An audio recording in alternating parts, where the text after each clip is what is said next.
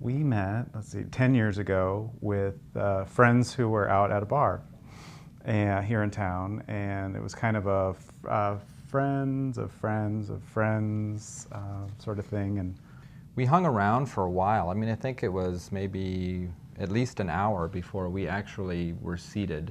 And at that point, Brian and I ended up being right across the table from each other in this booth.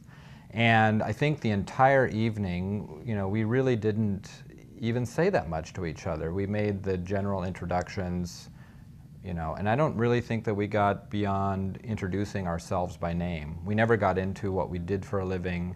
We didn't even really get into who we knew in the group. But at the same time, I have to say there was something palpable between us, because I remember leaving that night, late that night, thinking about Brian, and I had a sense that I would see him again. And in fact, the next morning, he was the first person on my mind, and I still had that feeling that we would cross paths again. You know, I was interested, but I didn't feel any kind of anxiousness or eagerness about, you know, finding out who he is. I felt the same way. It was kind of one of those things that we parted. He and some of the others went somewhere else, and we went somewhere else. And I thought, well, I'll see him again.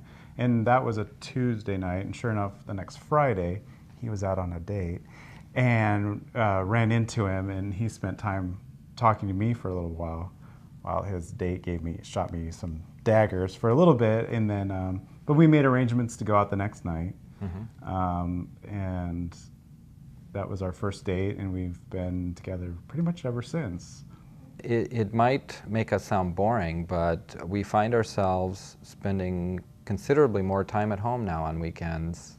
I think because we do have a nice home, and we have our dog, and we just love our life together.